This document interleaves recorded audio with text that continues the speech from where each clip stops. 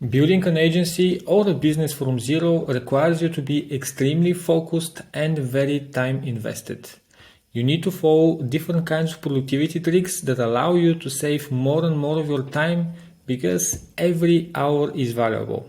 That's why today I'm going to share 7 productivity tricks that I follow on a daily basis that have allowed me to save more than 1000 hours in the last year. The first one that I'm going to share is to use a textbook while you're inside different kinds of meetings. Now, I know that some people right now are using AI tools that are writing the notes for them and then they're providing them the summaries. I know that some people like to write all their notes on their laptop, for example, but I strongly advise that you use a textbook, and here is why. When you're writing down all the different notes during the meeting, there are 2 points that you're covering. The first one is that you're showing to the participants that you are listening and that you're trying to understand everything that they're saying and that you're being active by writing down all the different notes. It is making a difference during all the different calls, especially when you're talking with a prospect.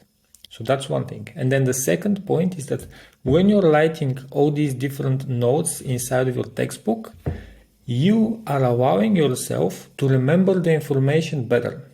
When you're writing down everything, it's a lot easier for your brain to remember what you're putting there, and then you can be able to understand the information a lot easier than when you're just trying to go after the meeting and then read everything and then make the conclusions based on that.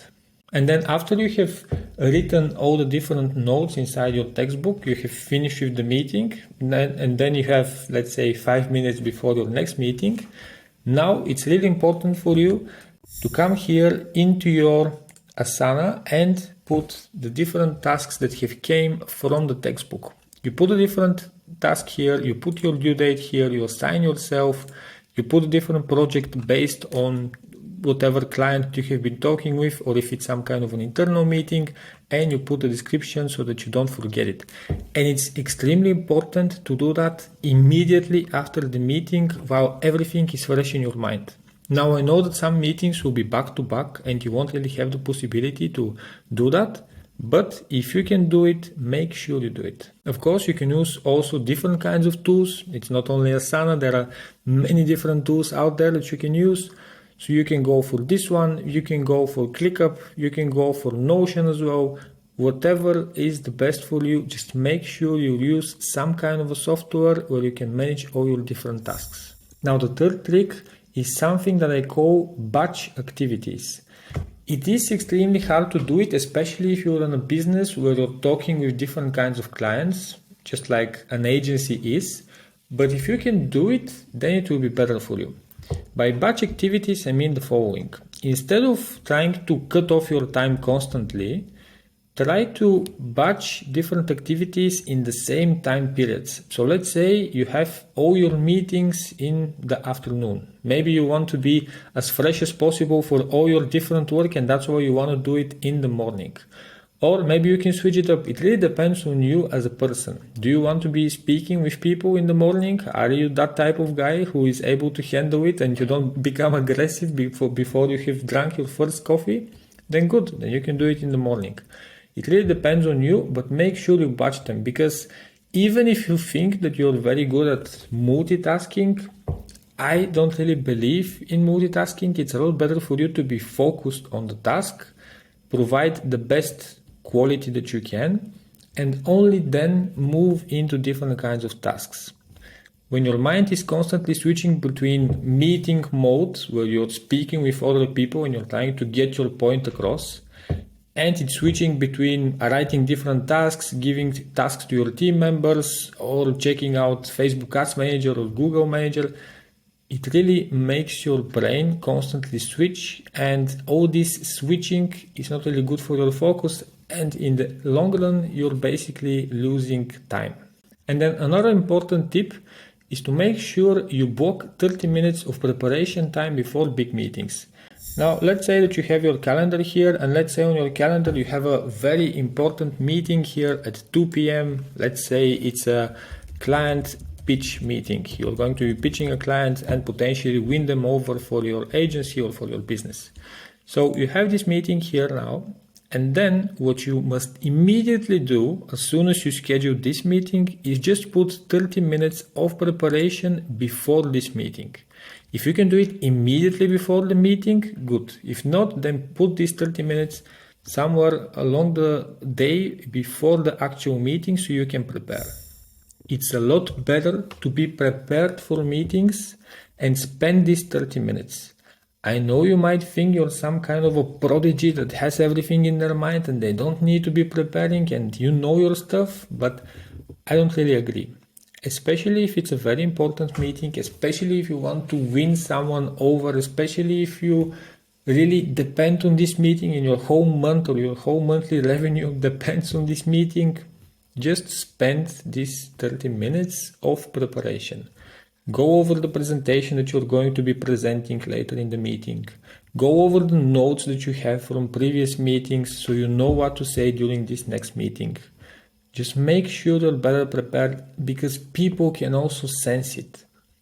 When you meet with new people and you meet with potential clients, when you're winging it, they can sense it immediately. They know when you have prepared and they know when you haven't. Especially if you ask them some dumb question along the presentation that really shows to them that you haven't even made the slightest of preparations. Like asking a client, for how long have you been on the market? Well, this information is probably public out there. Why would you ask them this and why would you waste the time of the client? Just do this preparation and you see the benefit in the long term. Now, the next point is extremely important. I have been saying it for the last 2 or 3 years to everyone around me, and I have been repeating it to myself, and that is to not use social media in the first 1 or 2 hours after waking up. You will not win anything from doing that. You only fry your brain from the beginning of the day, and that's never a good option. Social media is built in a way that is going to take your attention, and especially in the morning, if you lose the focus and if you lose control of the day from the first minutes of the day, then you're going to be losing these battles again and again during the day. So just put off your phone or just don't turn on Wi-Fi or just don't go to Facebook or Instagram on your laptop, because the moment you see those notifications, the moment you see those messages with all the different memes from your friends, is the moment you're going to be losing focus and the whole day forward is going to suffer from that. So don't use social media.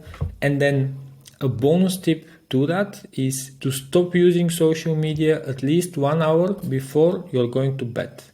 Because when you start going into social media, there is a chance that you will go into some kind of a binge. You will start watching all these different reels on Instagram or some kind of a TikTok. And then all the different time that you spend before going to bed, you could have used to read something.